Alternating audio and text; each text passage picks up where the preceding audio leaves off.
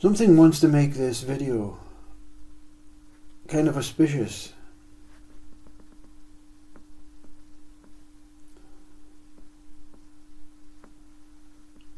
Consciousness does not raise its head often.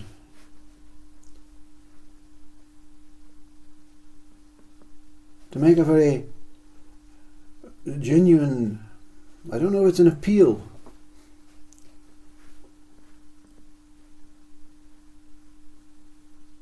or some sort of awakening, or just having fun with human life.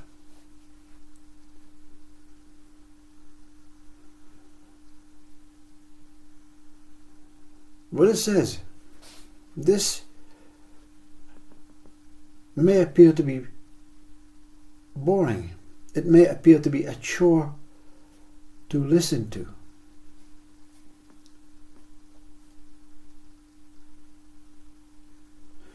But if it's your time,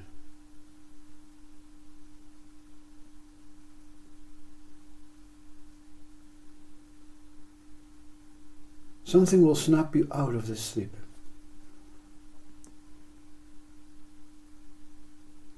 Into another kind of sleep. Much more of a slumber. Much more of a resting. Much more of a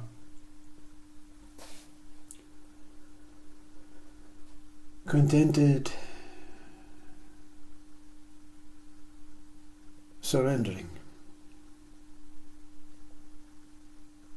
Let's start with the surrendering then. What is surrendering? When it is connected or related to an awakening.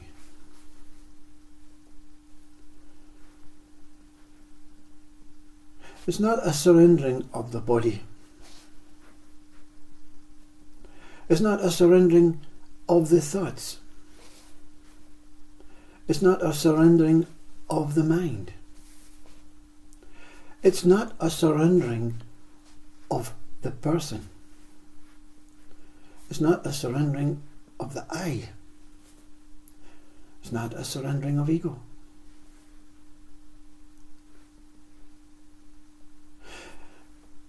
It is a surrendering to the thoughts, to all these things that appear, that have been born through that thought or a thought.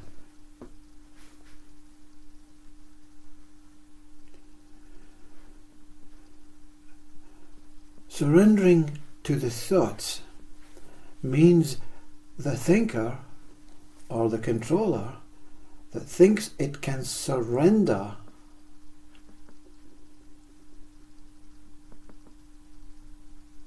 the thoughts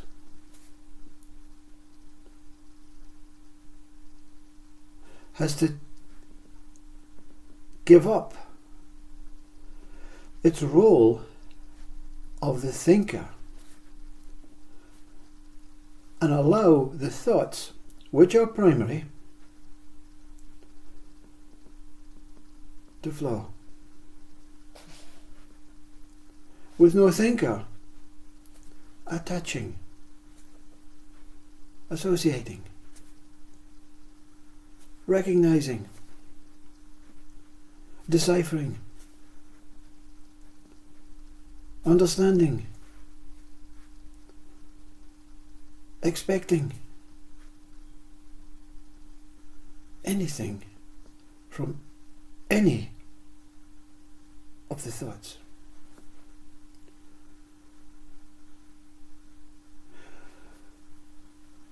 When the person that you are thinks it wants to make a cup of tea, where did the thought come from to make the cup of tea, a cup of chai.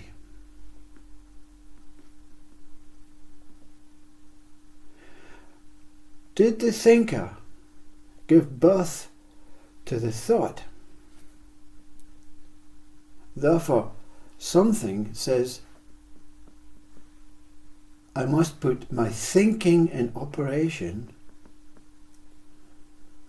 Okay, it's in operation. Right, this is the thought I want to raise, and therefore I will follow the actions of this thought. Or does the thought arise to give birth to the thinker, so that the thinker has to follow or feels obligated to follow the offering or the understanding of what the thought is into action? Does the thought, I want to make myself a cup of tea, arise in you, the apparent thinker? Or does a thought arise as itself to inform the thinker? Make yourself a cup of tea. So the thought is doing the speaking and the thinker is obeying. Or not obeying. Surrendering to the thoughts gives birth to the realization that the thoughts come first. The thinker came second. Did your mother and father ask your permission to be born, to give birth to you? Or was a thought born that said to the mother and the father, why not have a child? Therefore, the thought comes first. The mother and father take action, and the child, you, is born as another opportunity for the thought to give life to itself through another vessel that is able to decipher the thoughts through words, language, and put that thought into action, therefore giving life to that thought.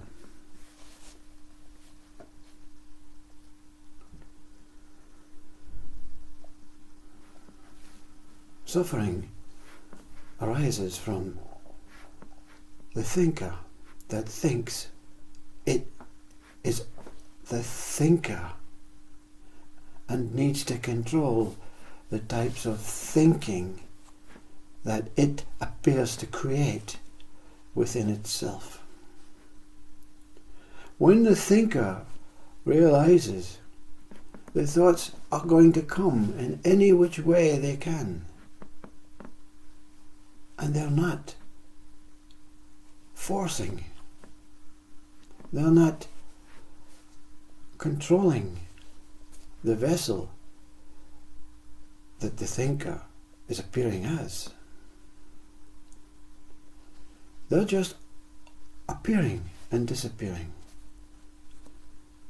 because they want to live. Thoughts are all that exist. What is thoughts then? What is thoughts that is primary to me, the thinker, that is being used or feels like it's being used to convey thoughts that I don't like?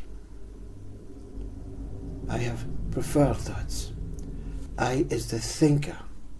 I is born to accept the thoughts or reject the thoughts or ignore the thoughts or surrender to the thoughts and allow the thoughts to come and go and pass. with no action, with no thinker acknowledging. The Mastery of the Sages. It's a wonderful video from Mujiji. The Mastery of the Sages. The sages choose to ignore. They don't ignore what's going on in life. They don't ignore when their body is ill. They don't ignore when their family member is ill. But they choose to ignore the thoughts that serve no purpose in this life.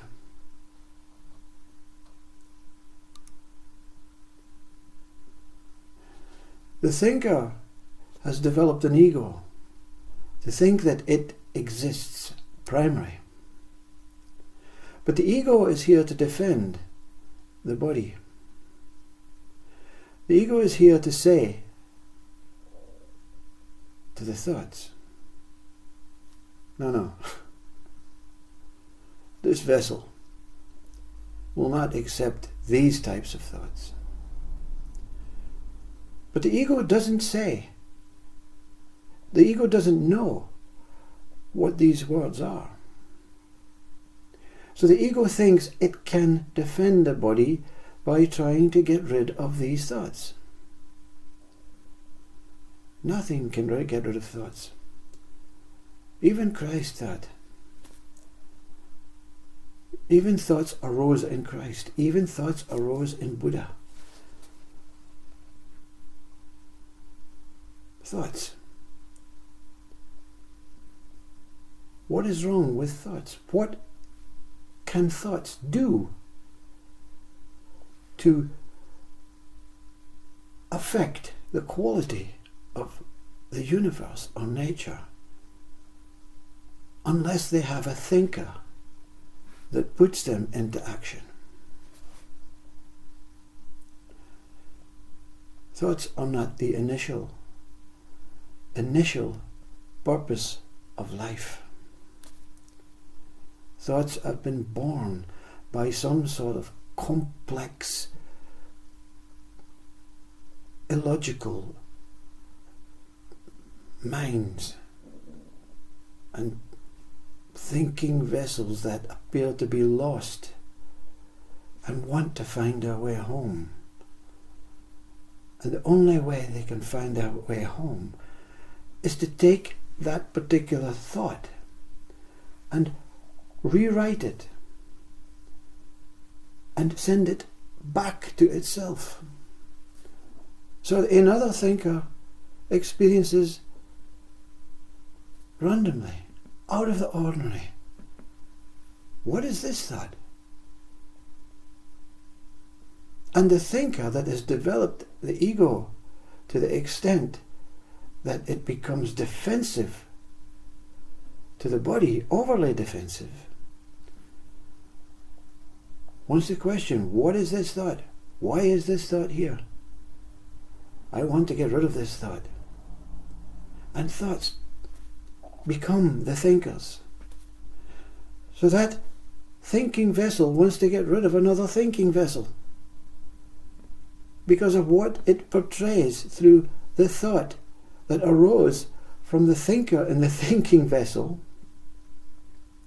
that took umbrage or was confused or felt uncomfortable or felt attacked or felt fearful from that particular types of thoughts. The bodies have become victims of the ego trying to defend them to the state that the thoughts have been born or rearranged to say, everyone wants to kill me, so therefore I will defend myself wholly. I feel vulnerable. I feel vulnerable to a virus. I feel vulnerable for my home getting burgled. I feel vulnerable for my credit card being fraudulent. I feel vulnerable to being attacked by a different culture. I feel vulnerable in my work. I have developed this paranoia to defend myself against the thoughts that appear to be coming from him. We are corrupting the thoughts that are only passing strangers to try and establish where I am. I'm lost. I'm a lost soul. I'm a lost body. I'm a lost mind. I'm a lost person. Please help me. Please help me find the thoughts that will take me back to where I am. An innocent vessel that has fostered, adopted so many bad thoughts, sent so many bad thoughts back out. I am the victim of the thoughts. And that's fine.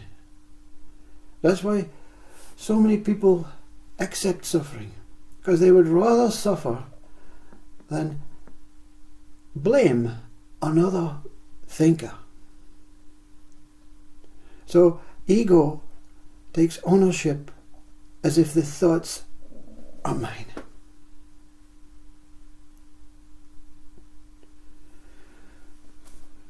Let's take a step back. Why are thoughts born? Why are we born? Why is all of this taking place?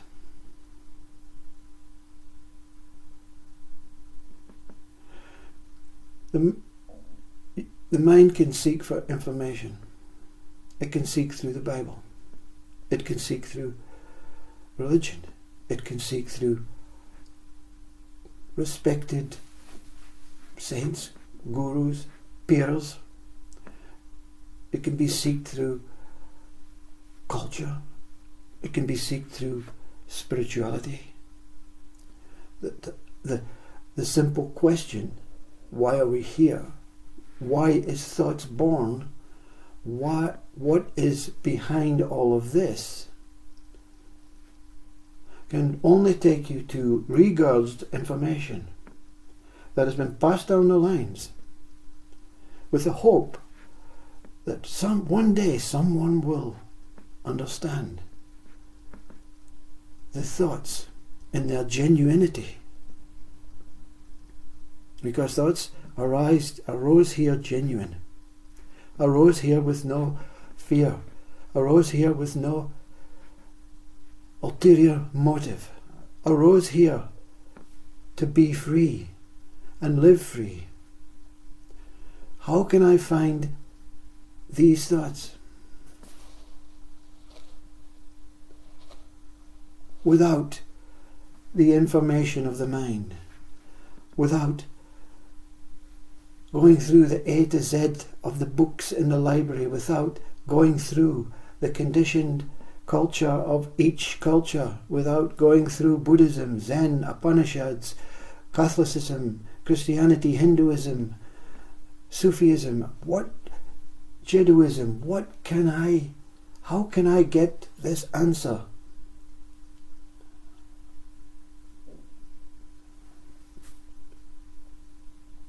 All and everything, every religion, every book, every moment of every day points every one of us to the answer. It is everywhere. Primarily, we have life. Life.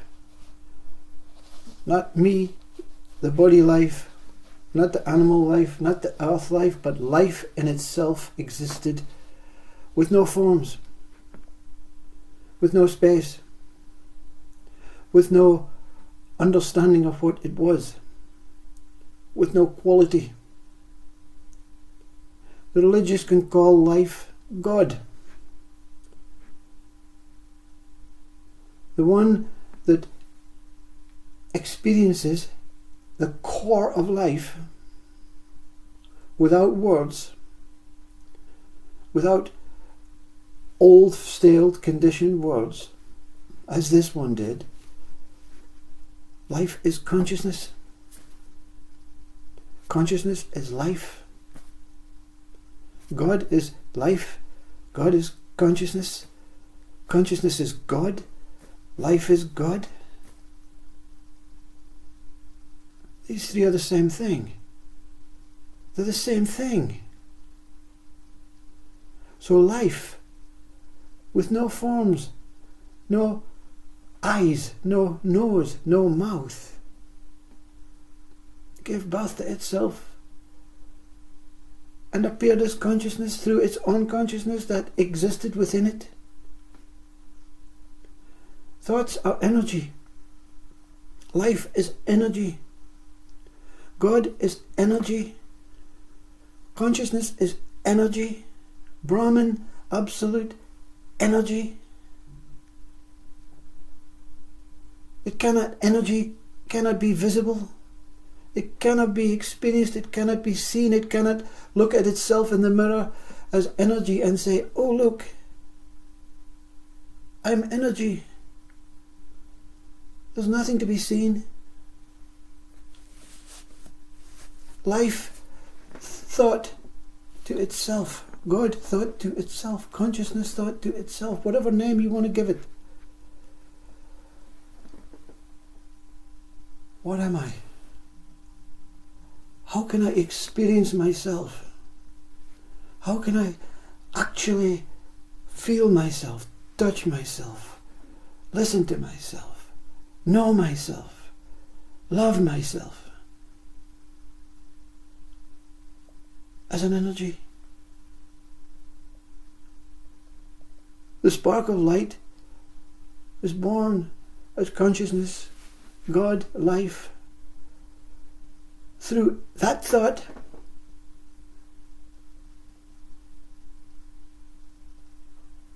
what am I? Who am I? Where am I?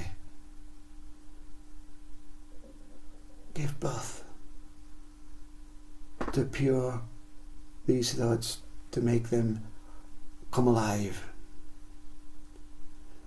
Space, life, all that things that are born as planets, stars, black holes, space, are the makeup or the result of these thoughts. And all these wondrous thoughts in space, these things that now look as if they are, we give them names: Earth, planets, stars, black holes, whatever, hundreds of other names have been given to them. It itself cannot understand what it is. So it gives birth to a mind. And mind gives birth to vessels. Like a computer cannot understand the email until another computer, two computers meet. They have to see each other to recognize what they are. They have to recognize that they're different. Each planet, each star is different. Each animal, each human is born different, as mind-based objects appearing as if they are the thinkers. And this mind-based object has an egoistic way to say, yes, I will take on this job, this role of listening to the thoughts, the universe, consciousness, God, life. I will take ownership. I will serve this life completely, willingly and honorably. But I have to have an ego. I have to have a mind that makes sure I get some payback, that I live long, that there are fruits, that there are things that I can see, that I can want to know. There are things that I want to be pleasured by. Otherwise the deal is off. Human beings will not become extinct. Neither will animals, because life is infinite. It will keep reproducing other bodies, other vessels.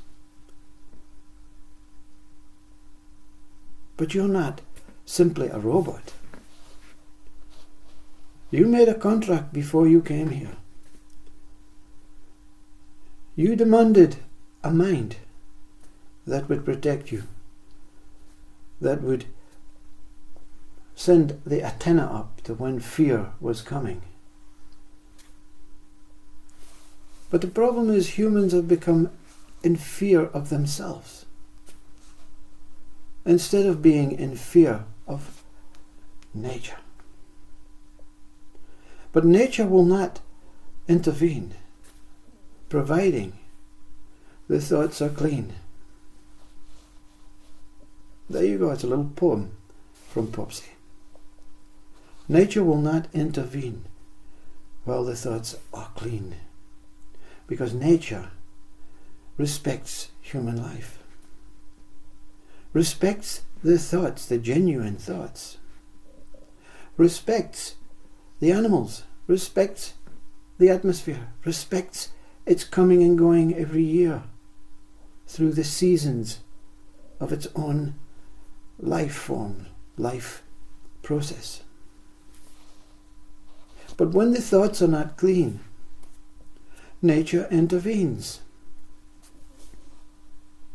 Nature is bored or is confused or is mesmerized by why human beings would completely try and destroy each other through nuclear, through chemical warfare, through wars, through hate. Because these thoughts are not clean.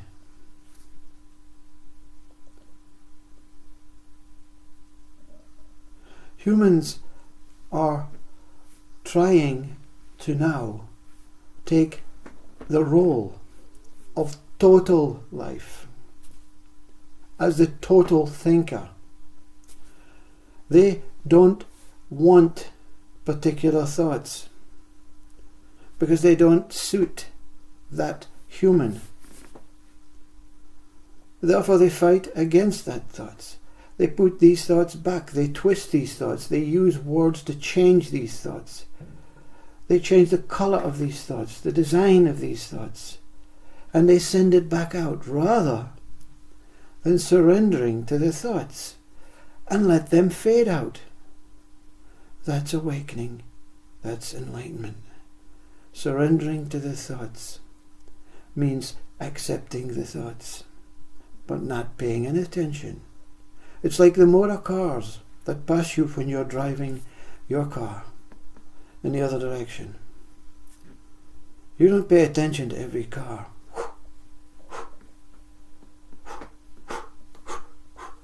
Otherwise you'll crash your car. But you don't pay attention to these cars because they're serving no harm to you. Until a car comes that you don't like the colour of, or you don't like the siren on the top, because a thought says, I'm reminding you of the badness that you have done, and that one day you will have to overcome that particular thought by letting it pass. It keeps coming, this particular type of car, this particular colour of car, until you have learned that all thoughts are okay, providing they are that genuine thoughts. It's going through your whole life saying, who am I? What am I? Where am I? You're reflecting life. You're reflecting God. You're reflecting consciousness. And there's always an answer. And the answer is, you're God. Your consciousness. Your life. Your existence. And you keep saying, who am I? What am I? Where am I? And the same answer keeps coming. Any other answer are thoughts of non-genuinity. You're a person. It's ego. It's not trying to do you any harm. It's just saying, remember, I'm here, I'm protecting you. That bodyguard, that guardian angel, that ego stand, watching the thoughts. Ego doesn't intervene.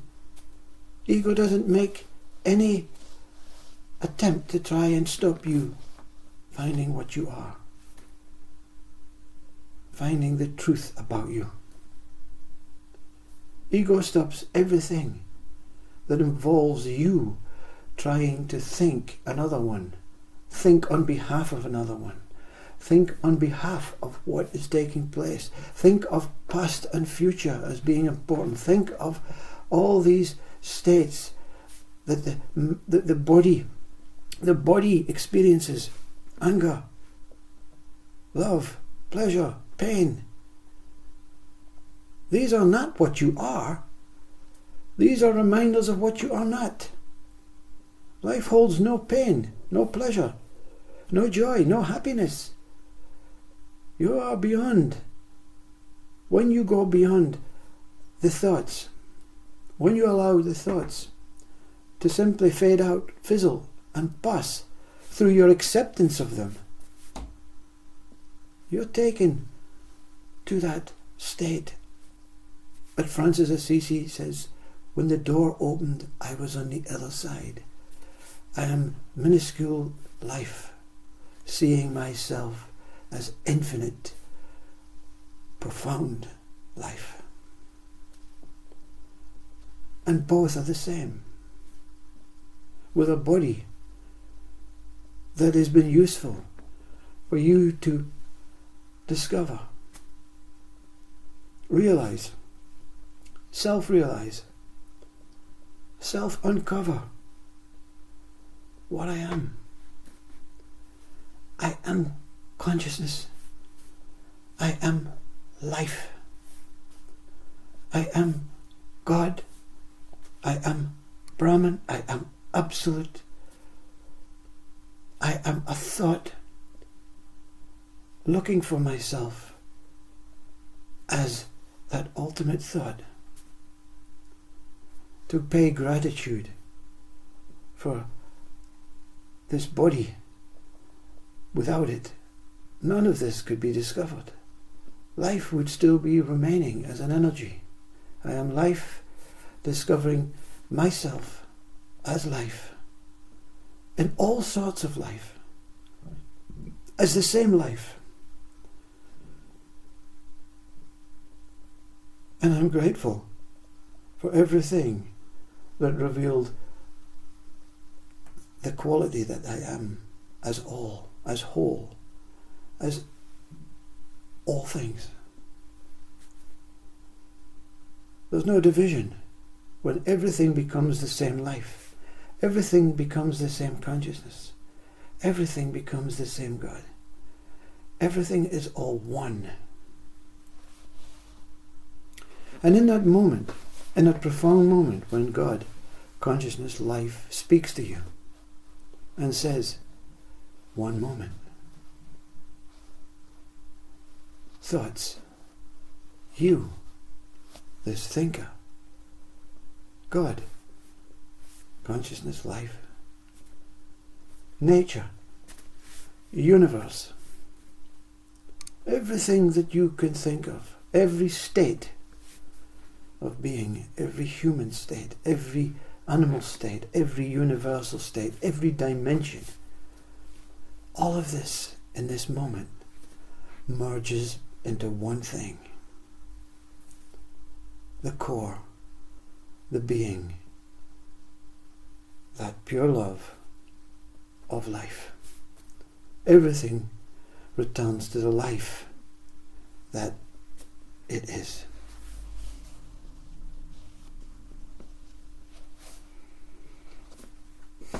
Thank you for your life. Thank you for all lives. Thank you for past lives. Thank you for future lives. Thank you for the lives that appear to be bad and for the lives that appear to be good. Everything is a value of life. Most of the living things, the moving things, appear to have temporary life. But that what is ingrained inside and outside of this body as myself, as life, is not temporary. It will keep reappearing. It will keep reappearing to see different qualities of the life that I am, that one is. Thank you for the pain life, the pleasure life. Thank you for the angelic life. Thank you for the devilish life. Thank you for that alcoholic life, that drug-induced life, that nicotine life. Thank you for the pandemic life, the virus life, the vaccine life. All is life appearing as life. We're not asking you to accept these qualities because these qualities are thoughts that have been twisted and unintentionally, most of the time, misunderstood, misconstrued, misinterpreted because of the complexity of a mind that only values its own life. To value its own life is ego. It's okay to value your own life. Ego will protect your life as much as it possibly can. It will tell you not to fight against others. It will tell you, this is ego telling you now, we don't need to harm each other. We just need to watch the thoughts and let them pass. But don't let the genuine thoughts pass. I'm going to go through my whole life trying to understand what I am, who I am, whether I can be seen or not. And the place that I am looking from, can it be discovered? And as what will be discovered?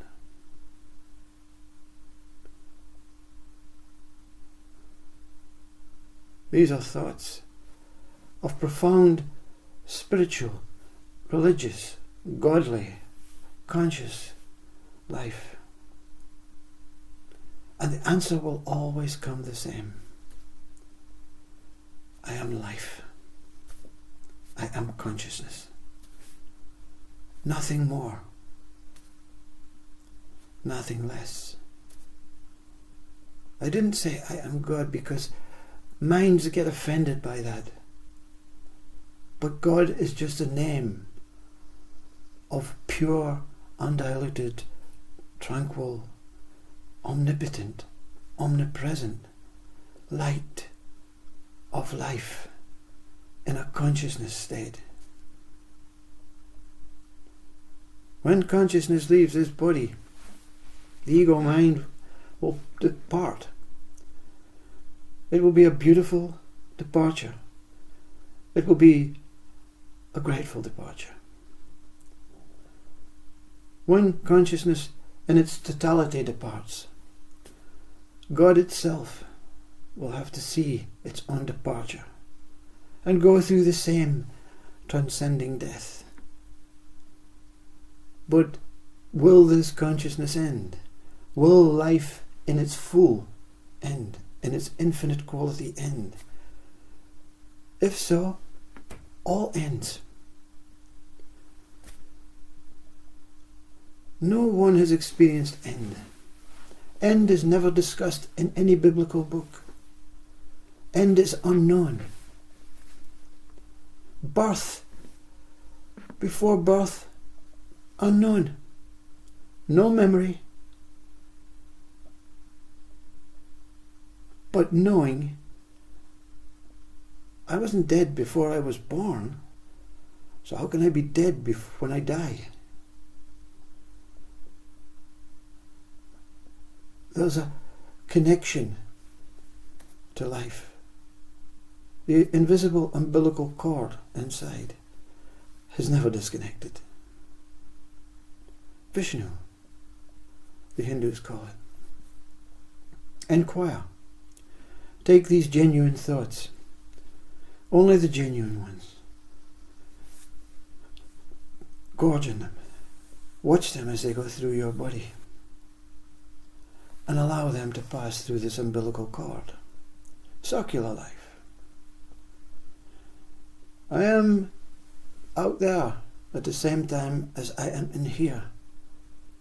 I am in here, connected to that what is out there. I am out there connected to that what is in here. I'm never disconnected from life. Life is that what it is. This discovery, this whole discovery, is truth. Could truth be Brahman absolute that gave birth to life, gave birth to God, gave birth to consciousness? Or is truth God? These are names. Please don't be offended by words. Words are thoughts. These are thoughts of, hopefully, positivity. We are all one. We all love each other immensely. We can't accept the thoughts fully, rightfully. The only way you can escape suffering, escape. You can't escape your body. You can't escape life. You can't escape pain and pleasure until you escape suffering. To escape suffering, you have to escape these thoughts of non-genuine to your ingrained conditioned way of thinking. And the only way you can escape them is to remove your ingrained conditioned way of thinking. That I am separate. I know this to be true. I want to go through life building on information. Because the information is thoughts. The more information you have, the more thoughts you have to allow to pass. What else to say, you know? Many may be offended by these words.